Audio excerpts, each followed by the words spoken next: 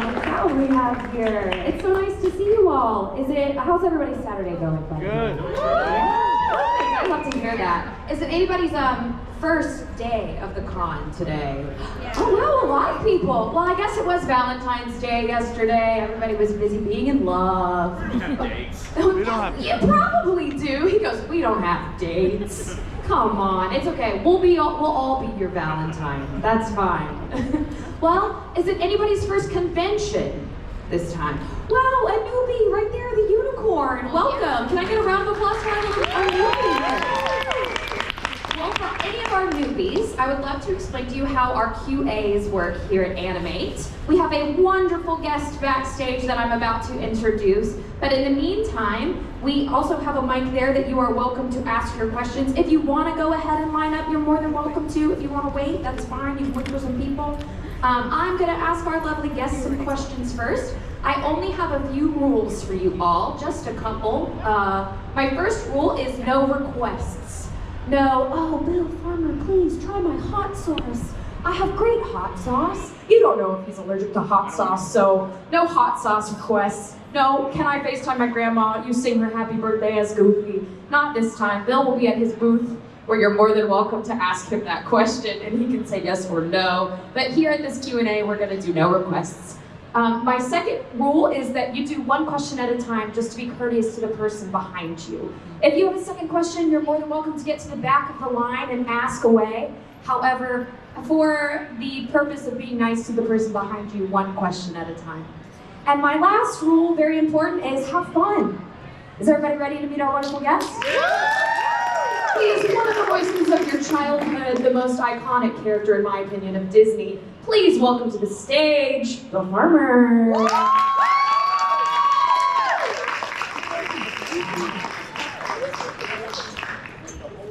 Stretch out if you like. Way over there. There we go. Psychiatrist. Make yourself at home. Just first of all, I want to say thank you so much for being here today. I personally, you have very much been in my life. I have worked for Disney on and off for 15 years. Oh, really? Still there. So I'm just like, you are just the voice for me. It is so nice to be able to sit up here with you and meet you today. Oh, my pleasure. The worst things. Wow. Oh, thank you. Welcome to Miami. Have you ever been here before? Yes, as a matter of fact, my mom was born in Tallahassee. Oh, wow. And so one of her brothers lived down here in Miami Beach. And so I got a cousin or two that's in the area. So it's, part of my family history. Perfect. And you're not on this side right now. No, I live in Los Angeles. Okay, that makes sense with the where we industry. get fires and rain, earthquakes, I'm and all right that there kind with of you. stuff. I'm there as well. So I lived in Orlando and now I'm in LA and it's weird. Okay. They'll be like, suddenly when I moved, they were like, there's a hurricane. And I was like, I thought that didn't happen here. No, it's like the nuttiest weather and It is. things. And yeah, I'm trying to call my wife because they had an earthquake today Oh, I didn't in even know. Malibu. It was a small one, 3.5, but you can feel those sometimes if you're like sitting on a couch watching Shakes you up. TV. And yeah, I can shake the house a little bit. If the pipe is in the wrong place, it might burst. So you want to Yeah. make sure with the Yeah. wife, everything is good. Well, fingers crossed, nothing I'm happens. sure the dogs will understand it. There we go, there we go. They'll know. Get them a little coat. They'll feel safe. It'll be fine. Well, welcome. I'm glad that you're here. You're able to spend time with your family. I'm sure since you live from Florida, I assumed you had been here because Disney World is here. Oh, so. yes. I've been here many times. As a matter of fact, I'm going to be going on a Disney cruise ship out of Fort Lauderdale in the summer. Are you going to do the treasure? Is that the one that you're going to do? I'm not sure yet. Oh, okay. I don't know which boat it is. That's very exciting. They have a new, for anybody that doesn't know, that's not in the Disney know, there is another new ship that they bought, and now it has like a haunted mansion bar in it. Oh, Very yeah. cool stuff. Everyone's a little bit different. Super immersive. Well, speaking of Disney, obviously you've been voicing Goofy since 87, I believe? Yeah, January of 87. So this is my 38th year. Congratulations. You just for the first time. No, I can never foresee that happening. Well, how did you get your start in this role? If you don't Oh my mind? gosh, well at the time I lived in Dallas. I grew up in a little town in south central Kansas. And I always loved cartoons, I loved movies and stuff, wanted to do show business from an early age, but there's no outlet in the middle of Kansas. So, and people would say, no, you don't want to go to Hollywood. It's owned by the mafia. You'll be working for them. But, I had to try it. And I went to college and studied film, and my degree was in broadcast journalism, so I kicked around in radio for a number of years. That was as close to show business as I could get back then. And being a DJ in little podunk stations in Oklahoma and Kansas and Texas was a great training ground because I could do whatever I wanted. As long as I played the records and did the commercials, they said, we don't care what you do, just have some fun. And so I would invent characters and do voices, which I'd done ever since I was a little kid. And there was a guy, Wolfman Jack, who was a big DJ back in the time. Oh, and he had a deep voice like this. And I'd say, hey, Bill, it's great to have you. Hey, Wolfman, thanks for coming on the show. And I'd just do little stuff to keep myself entertained, never thinking it would turn into a career. And then in 1982, in Dallas, where I lived at the time, I took a chance and went on stage at a comedy club. And they had an open mic night on Tuesday nights where you could do 5 minutes of comedy. And I did voices and stuff that I had done, and it kind of worked pretty well. So I started going back, and I always said that, hey, if I don't try it, I'm going to kick myself someday.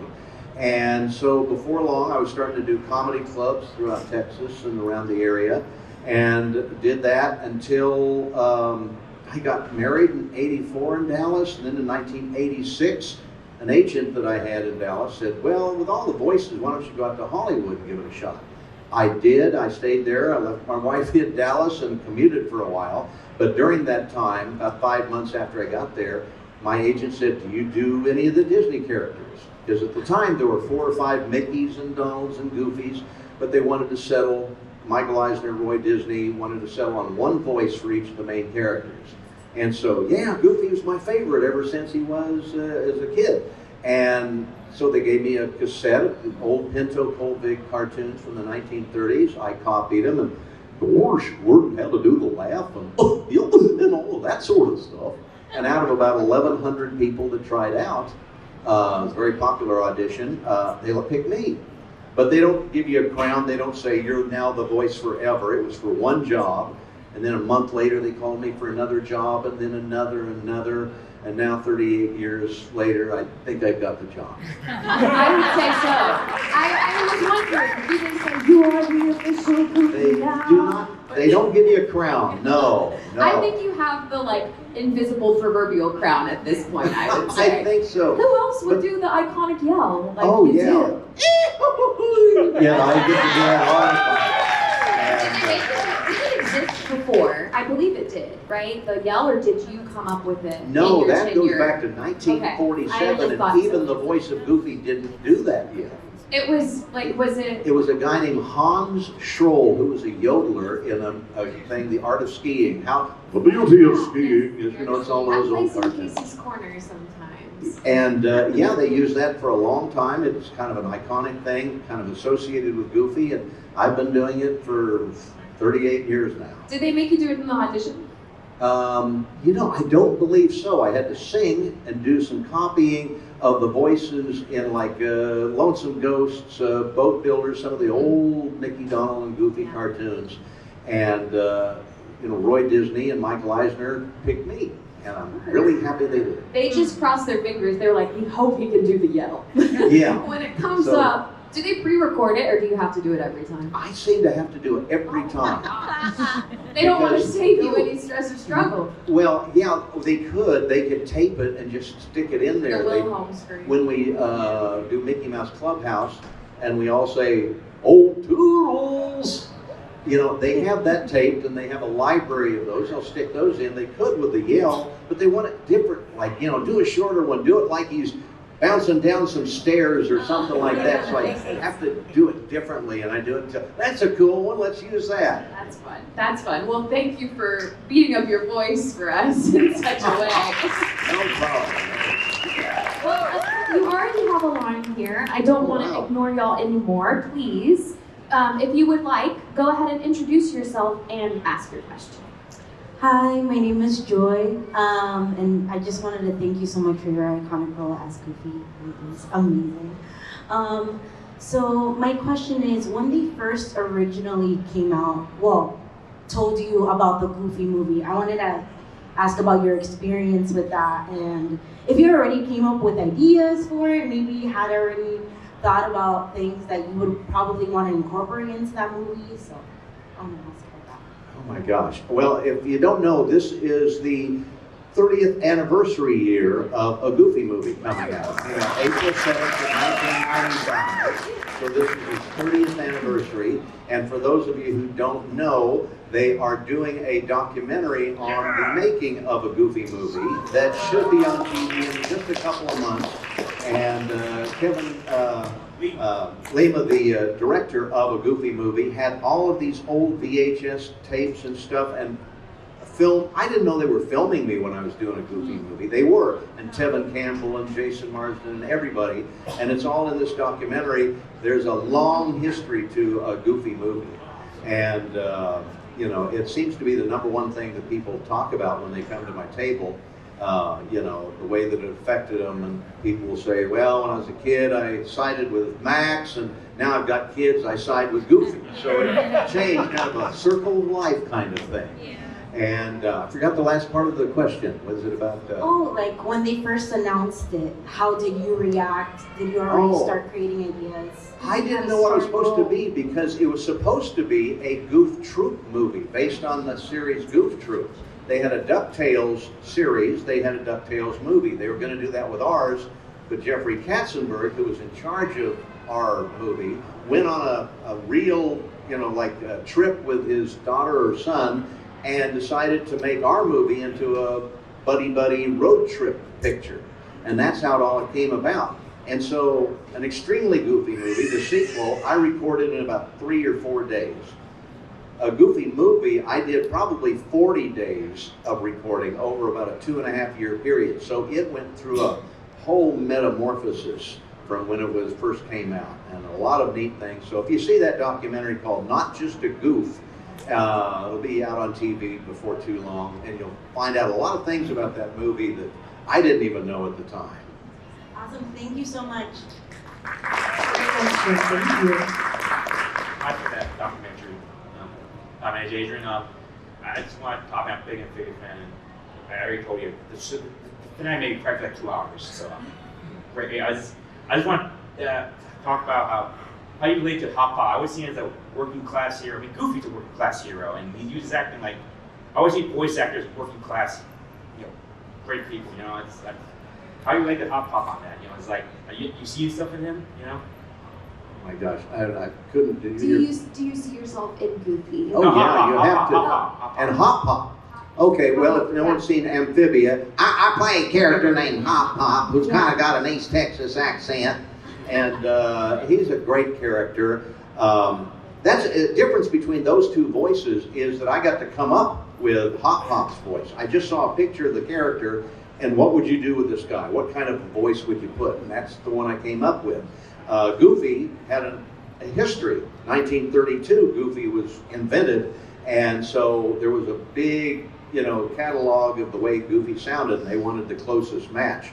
But after about a couple of years, you find out that you don't know the character that much. And I had to do a thing at Disneyland where I had to do the spiel for the monorail. And that wasn't written for Goofy, so how do you make it sound like Goofy? You got to understand the character. And so just by kind of putting myself in Goofy's place and kind of, you know, learning more about the character, I was able to make about anything that I say sound like it came from Goofy. So you have to imbibe yourself with a character. He becomes a little bit of you, you become a little bit of him. So I blame everything stupid that I do on Goofy. And because also with Hop Pop, you're from Texas. That accent must have like triggered something in your childhood where you were the like, original voice that I did was much more deep south. Kind of had, my mom and we came from the panhandle of Florida, and all my cousins and everything always went up on the end of sentences, so it was kind of like that. And then we decided for some reason, we were playing around with it, and I kind of did this East Texas thing, and that's the one. They just settled on that. We had to kind of play around with it. being from the South, I forget that there's so many different intonations of a Southern accent. It's very awesome how you can pick up on those things. Yeah, there's a lot of different things, and there's not like one New York accent or one Midwest thing or a California accent or any accent. It's there's little iterations of that all over the place. Very cool knowledge. Can I have one request for the Hop Up voice? My favorite line. He said, "Eat the rich." Eat the rich? Yeah. Hop Up. Eat the rich. Yeah. Thank you. Thank you. Hi there. Hello, my name is Miguel. Thank you for coming out. I know it's quite a drive or flight, but thank you for coming My pleasure. out. My question for you is, I've read a little bit about Tony Anselmo. Sorry, I'm mispronouncing his name. He was mentored by Clarence Nash before he passed away. So my question for you is, when you auditioned as Goofy and they kept giving you roles, were you ever mentored by any of the other previous Goofies, or do you mentor any of the other languages of Goofy, like the Spanish? The other language, it was kind of interesting. In the beginning, there really wasn't too much in the way of translating the Disney material into other languages. There was, and they would just find people. I never mentored them. I did a series of videos for Disney that they could go around the world and kind of say how I did the voice and kind of taught it that way. They came to me very early on and wanted me to loop 6 cartoons, Goofy cartoons, into German. And I told them, German? no, I don't speak any German. And they said, well, it's okay, we'll get you a teacher and they'll go along with it and help you say this. But that's 2-picture.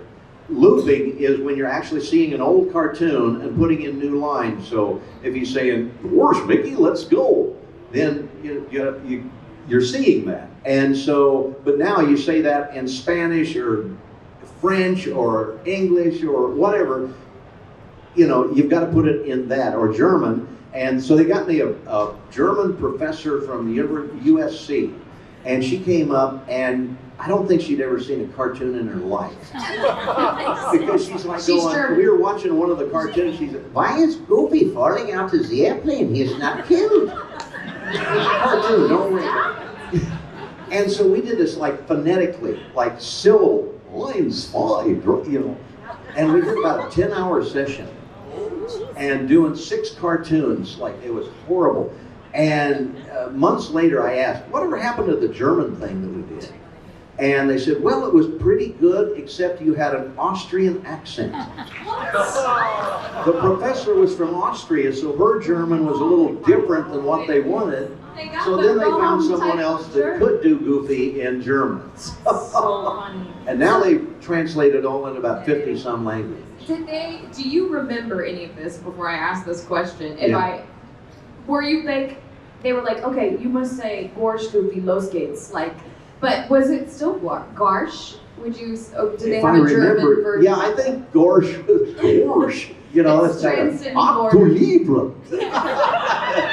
I don't know. Well, I'm sure you could do any language, but that sounds like a rough day at work. It's nice that they have, there's a division at Disney that does nothing but if they come out with a new movie, to get all of the characters in about 50-some languages. Yeah, so you've got, it's amazing. It's amazing what they do. A well-oiled machine. Yes, it is now. They got that handled. Exactly. Thank you for your question. Thank you for letting me ask. How many shirts? I like that. I'm Danny. So when I grew up, I was always going to Disney World, and Goofy was always my favorite character. Because to me, he always felt like being yourself, unapologetically, no shame. So my question is, what does Goofy mean to you? What did he? I didn't What quite get you. does Goofy mean to you? She Oh my says gosh. that he was so unapologetically He himself. was my favorite character, I think, because he was himself. He didn't take himself too seriously, and he was an eternal optimist. And so if Goofy falls off a bicycle, or she just picks himself up and gets back on. Never says die, never says, no, I'm going to quit that. Donald gets ticked off, but Goofy doesn't. He just kind of goes with the flow and gets back on and doesn't let it faze him. And that's what I really like about him. He's eternally friendly. And he's a good character. He's a good dad, too, which we found out in the Goofy movie. I always sided with Goofy. Yeah. Thank you. Thank you. Thank you. Claire, thank you so much. Thank Hello, you. my name is Patty. Hi. How did you feel when you got the role for Hot Pop? How did you feel when you got the role for Hop Pop? Oh, well, Hop Pop, I was very excited about that. And that was just an open audition. It wasn't because I'd done Goofy, and I've done hundreds of auditions for Disney and every other studio. And it's such a competitive business that that doesn't matter that I was doing Goofy. I had to come up with a new character. And but he's a funny character, and we had great lines in Amphibia, and it was a lot of fun. We had to do the third season of that at home because it was right during COVID, and that kind of changed a lot of things in animation because we go into the studio, and even though we're in a booth with a microphone and you're separated from the director and everything, they'd have to like make you wear a mask into that, and you'd have, all the hand sanitizer, all that kind of stuff. But then during that, they wanted us to do it from home. And so everyone had to have a home studio. And Brenda Song, who played Anne, she did it in her closet with her clothes around. So they put a microphone in her closet, and Disney brought over the equipment and everything. My son's a drummer. I've had the equipment in my house for a long time, and it was up to standards with Disney.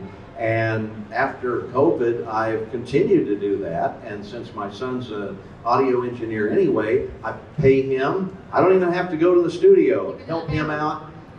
And just, so we're still doing, I do Mickey Mouse Clubhouse, everything else for my home now. Awesome. And it's a Zoom call, basically. That's awesome. I was wondering how things changed for COVID with you, because a lot of Yeah. people are going back to the studios now. It's nice that you yeah, are. it's changed so much over the years because when I did Goof Troop, everyone was in the studio at the same time. All the actors had to be there Tuesday at 2:30 or whatever. And that's tough to get everybody's schedule to be at the same time at the same place. But we were recording on tape, physical tape. Then when it went to computer recording and everything, now I can go in on Monday, Mickey can be in on Tuesday, Minnie on Wednesday, and they can put all those lines together. And unfortunately, it's not as much fun because I like to work with my friends, but that's the way it's done now. So I only get to see people at Comic-Cons like this and everything. Yeah. That's, But at the same time, it's not as fun, but it's fun in different ways. You get to hang Yeah. out with your family, you have more free time I can be at to home. I do can just this. walk down the hall instead of going to a studio. Exactly. Very nice. Stay in your pajamas. I can, yeah. Thank you for your question. Thank you, Bob. Hi, my name is Haley, and how did you feel when you got the Goofy role? Because there was like 100 people who were like trying to get it. How did you feel when you got Goofy? Because there were so many people going up against you. Getting Goofy. I didn't know it was going to be what it turned out to be because that audition was for one job and one job only. And even today, every job I do is a new contract. I'm not an employee of Disney, never have been, and that also lets me work for Warner Brothers and all the other studios as well. And so, yes, the cartoon I'm going to do this week, there's a new contract for it. It's like that. And they could use someone else tomorrow if they wanted to. They could back then. So I didn't know I was going to do 2 jobs or 3 or now about 4,000 over the last 38 years. So, it's kind of like trying to win the lotto for your career over and over. Hopefully, they're still using me. Woo, thank you. I think if they went with someone else at this point, people would be like, "That's." I think I got it pretty well planned now after 38 exactly. years. Yeah. Thank you so much for your question. Thank you. Hello, my name is Christopher. I just wanted to ask you if, you obviously you worked with the rest of the cast with Mickey and Donald, with the Late and Wait All Line and Tony Anselmo. So how was that like working with and the modern cast for Mickey Mouse with Chris as well? Oh, they're friends. It's like a family, really. I know Brett, who does Mickey now, and Caitlin, who does Minnie. Matter of fact, my son and I, who have a business doing demos for up-and-coming voice actors, our first demo was for Caitlin Rothrock, who now is the voice of Minnie. But that had nothing to do with her getting that job. She's that talented. Wayne Allwine, for those of you who don't know, since I started in '87, and Russi Taylor did Minnie, Wayne Allwine did Mickey. They were not married to each other at the time, but they fell in love, got divorced from their crummy marriages, married each other, and were Mickey and Minnie for the rest of the 25 years that I worked with them. They embodied those characters. And they would never do interviews and stuff. They didn't want to confuse people by, oh, we're married. Are Mickey and Minnie married? No, Mickey and Minnie were not married. And they didn't want to get that all confused, so they never did interviews. And they kind of kept it private, kept it separate. But with the advent of, Instagram interviews that we've all done, that's kind of a thing of the past. Thank you very much. Thank you. Oh, boy. Hi there, Bill. Hey, it's Mickey. Coworker. Hi, Mick. Oh, gosh. My name is actually Christian. We met earlier, and I told you you're awesome. But there was one important question that I need to ask you that I'm pretty sure everybody here wants to know. How many cups of sugar does it take to get to the moon? 3.5. Yeah. My real question is, will we ever see a Goofy movie 3? And if so, I would love to see Goofy as a granddad. Well, I have come up with some ideas, and I've talked to people. Nothing has taken traction yet, but you never know, especially this being the 30th anniversary. Hey, write in. If you would like one, they do listen to that. They assume that every person that writes in represents maybe 100,000 people out there that would like something. And if enough letters go in, they might take a look at it. I'd Hear love that, to guys? know. You gotta do it. Yeah, You heard it right first. in. Get them on your phones. Oh, thank you very much. Have a great rest of your weekend. All right. Hi there. Hey, how are you? Well, We're doing good. My name is Reed Bennett, and my question is this. I watched the original Goofy cartoons where Pinto Colvin voiced him, and back then he always said, gosh. But ever since you started voicing him, you've done the gorsh thing. Uh-huh. So I just want to know, whose idea was that to change it from the gosh to gorsh? It actually, early, if you go to the old Pinto Colvin, when he would do his voice, it was more guttural than the way I do it. It was like, it was kind of swallowed. When we did Goof Troop, they wanted it more Saturday morning, more higher energy, and more articulate.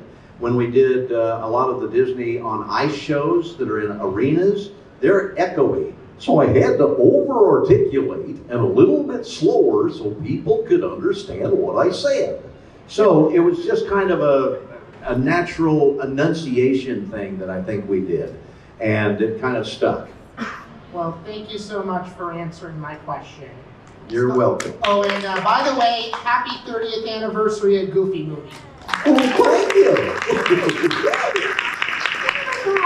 that you would have to change your voice for different situations that you're in. Yeah, Like, there's what I call, is this the arena voice? yeah. And I do that, it's a little slower, it's a little bit more articulate, because yeah, if you go to those ice rinks and stuff, it's echoey. Yeah. And you can't understand the words sometimes. So we all kind of have that, or if it's for Mickey Mouse Clubhouse or something, it's more, a little bit softer, gentler for younger kids that are watching.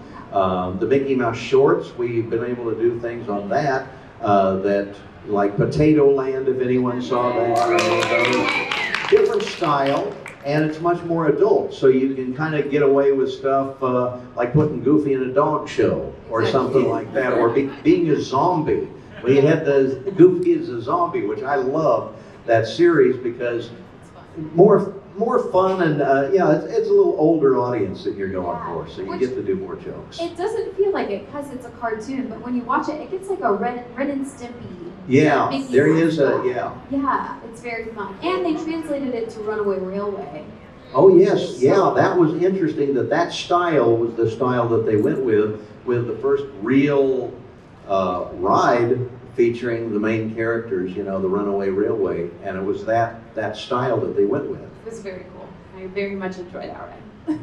Hi there. Hi.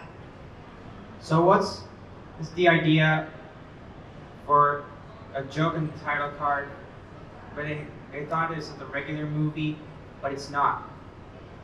The title card of the Goofy movie. So in the Goofy, was it in the Goofy movie that they do that? Yeah. Or in the shorts? A Goofy movie. Oh. Okay. The joke of the title card being something different than what it is in the Goofy movie, does that happen? I'm not sure what you're getting at here. Yeah, I was about to say, I might be Hey, confused on the question. Where it says a movie, then Goofy's name crashes.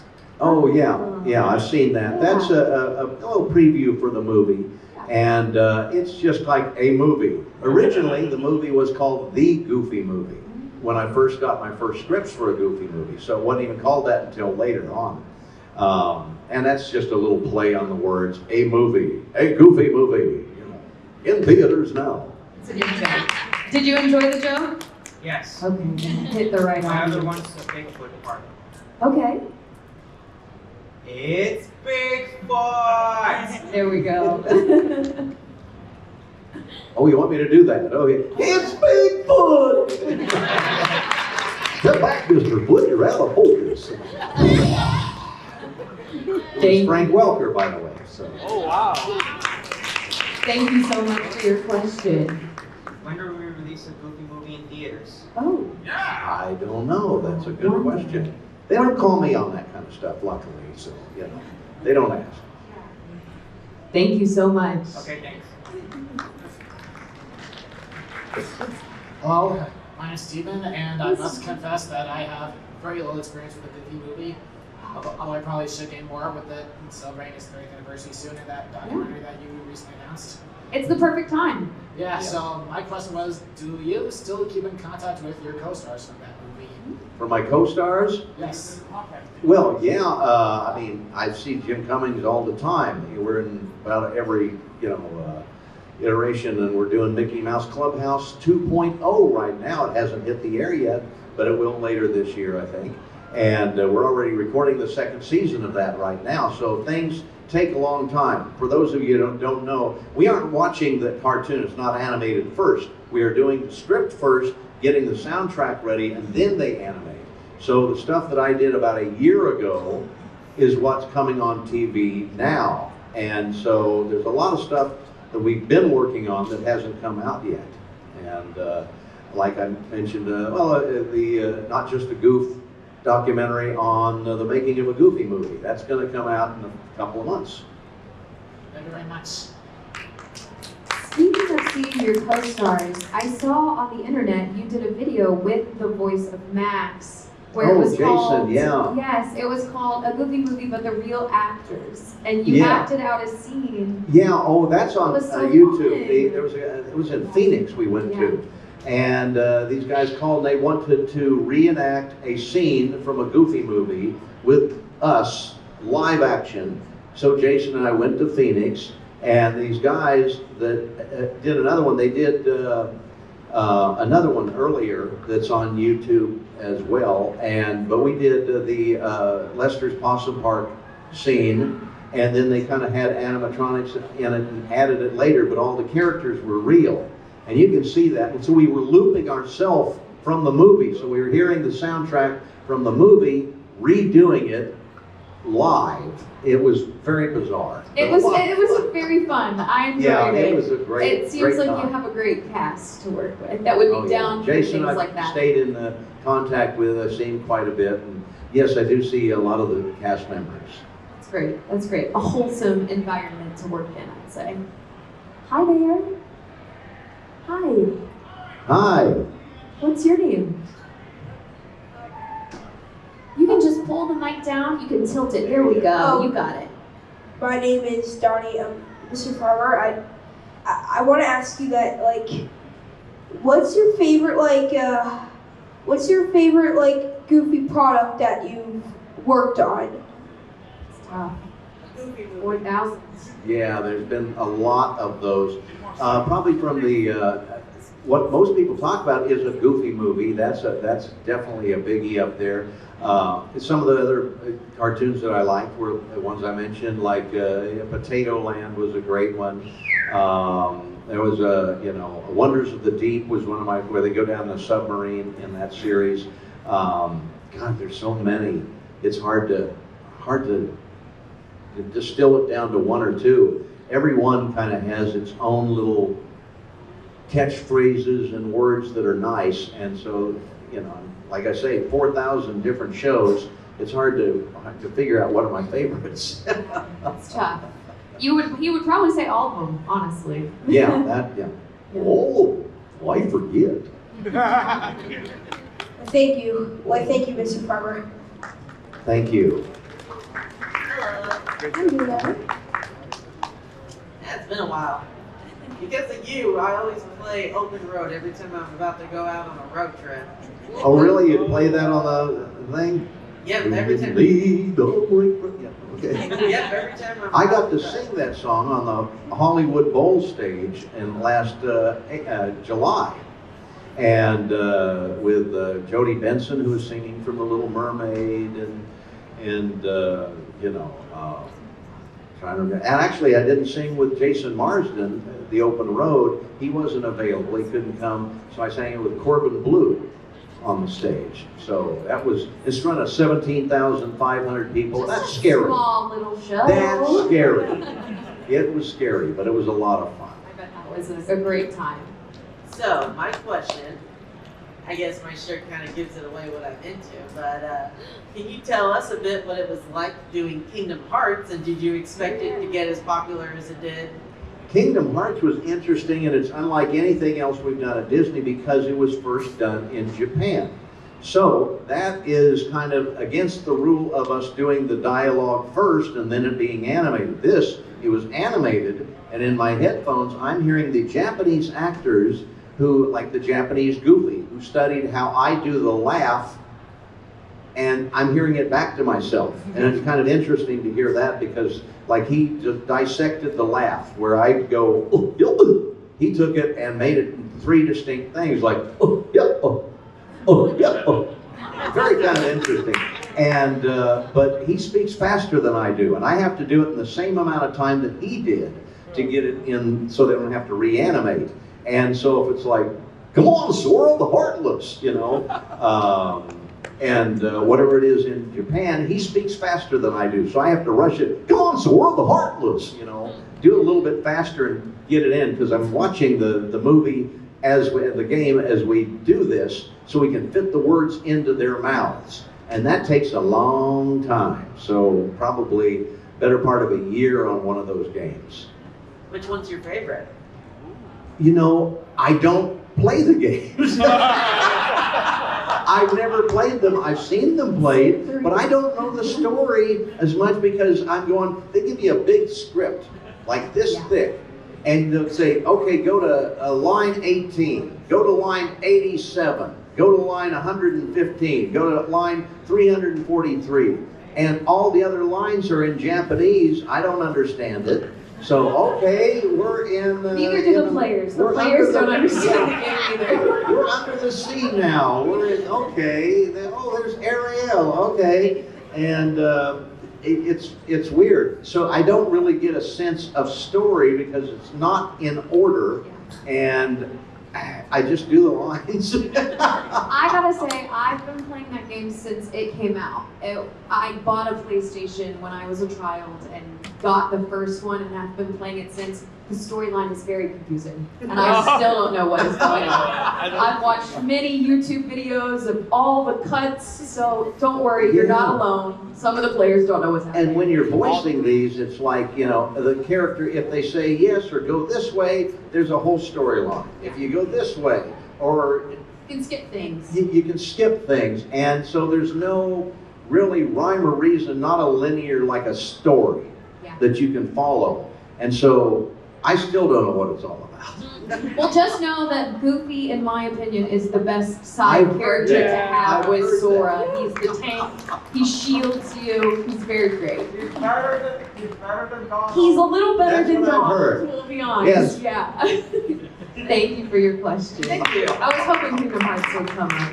Oh, it's great. It's the longest running series we've done, 2002 for the first one, and we should be doing the fourth one whenever they call. And Yes. they never give me a big, they never say, Bill, we're going to be doing this, 5 weeks or whatever. Coming No, it's like tomorrow. next week we need you, so that's the way it is. Very cool. Hi there. Hi. My name is Alex, and I also had a question about Kingdom Hearts. I imagine every time, considering like the extensive nature between each release, because sometimes it'll be like a lot of years between the next sequel coming out, that it's a bit of a reunion between yourself and like Haley Joel Osment and Tony Anselmo as Donald. But I was wondering, how often do you find yourself as the character, like reading the lines and you're like, God, what is happening right now? All the time, all the time. I'm just glad to match it to the picture. That's my job. Who is Ansem? Who is this guy? And it's interesting, especially in the first game, a lot of the people came from Japan, the producers of the game and everything. Some of them don't speak any English, and do they like what I'm doing? I have no idea. The translation They had a little camera and were filming me the whole time. I don't know why, but For the documentary that's for the going to come documentary. out. You never know. Thank you so much. Thank you. We have about 2 minutes left, so we're going to keep the line to these last two people, if you would please. But go ahead, ask your question. Okay, hi, hello. My name is Paula Venegas Franklin, and kind of sort of piggybacking off of the two gentlemen earlier. But instead of Kingdom Hearts, what about with Epic Mickey or Illusion Island? Did you ever play those games or watch any of your children play or anyone play it? Usually it's I watch my son play them, or he'll play them around. Have you attempted to play it yourself? Like, be like, here, dad. No, why then don't I you would try become the real Goofy. Okay, but did you have fun voicing them and all that stuff? Yeah, it's a lot of fun. Games are totally different. It's a little different technique, and since it's non-linear, it doesn't make any sense when you're doing the lines. It's like, just do this line, do that line, do this line, and then they put it all together later. So there's not really like a storyline that you follow too much. They will try and explain as much as possible of what's going on, but especially games, you really don't get too much for that. Okay, well, thank you so much for answering my question. Thank you so much. What Goofy and Smash? This is piggyback off the 3. So, with Kingdom Hearts, you mentioned earlier that we're going to this scene now, this scene. Do you do this is more of a standard question? Do you go by world by world, or do you go scene by scene? And then for the fighting, do you do that you're talking and now boss battle, and then talk again, and then or do you save all of that for the end? Because I know Usually we'll save the impact if they're in a fight or something, like ooh, ah, whoa, oh, and you'll do a library of those, and then they stick them in the story wherever they need them.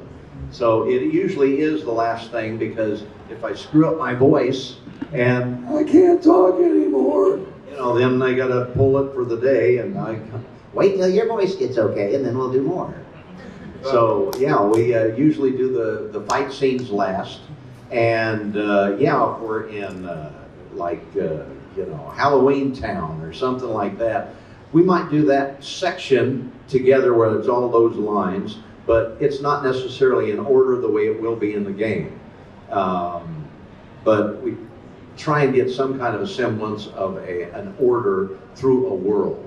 And but the worlds don't have to be the same way that it is in the game. Every time it's someone come quick, or Donald and that, these guys always die. And it just makes me laugh, because I feel like you say that, okay, you can never say it again. Oh, I can't say it anymore. My voice hurts. No, I usually do about 3 or 4 takes in a row, and they'll pick, I like that one, but he just got stabbed, or whatever. Goofy got stabbed or hit in the head with a thing or whatever. The giant guitar. Yeah, and they'll give me a little direction, and then you modify it and you do a few more lines until they get it the way that it works. And then they'll play it back with the movie to make sure it's close enough to the word from the Japanese thing before they have to do reanimation, which they do on some things because some words are different in, you know, what they mean and the way they look in different languages. So if you say howdy, what's that in Japan? I don't know. And does it look like howdy the way your voice would do that? Your you know, the character would do it. They have to do some reanimation as well.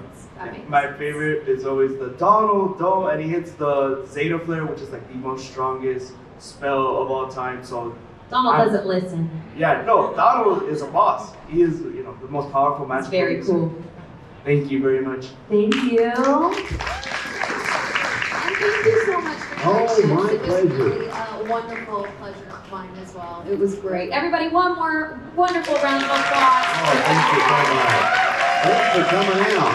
Now I can see you all. There we go. Exactly. Bright shining faces.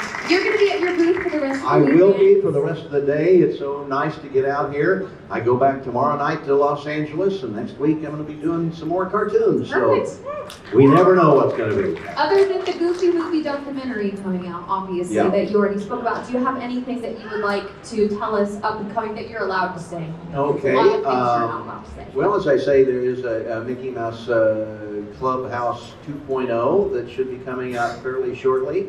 And we've been working on it for about a year now.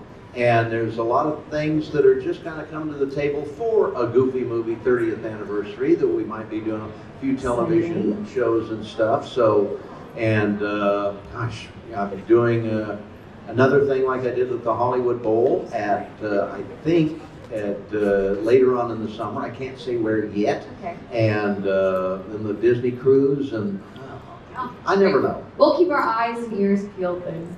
And don't forget, everyone, to write in about a Goofy movie 3. Yeah, so we can do that. I believe we're going to take a stage selfie, if you don't mind. sure. Something that we'd like to do. Of course. We turn We're gonna take around us a and we selfie. have our lovely photographer here take a photo of the crowd with you. So everybody come on in, come up to the stage. Don't come on the stage, but come up to the stage. We'll take a lovely photo together. I'm going to join for one, and then I'm going to pop out for them. Okay. On 3, what should we say? Gorge. Gorge. There you go. On 3, 1, 2, 3. Gorge. One more time. On 3, everybody. 1, 2, 3. Gorge. One more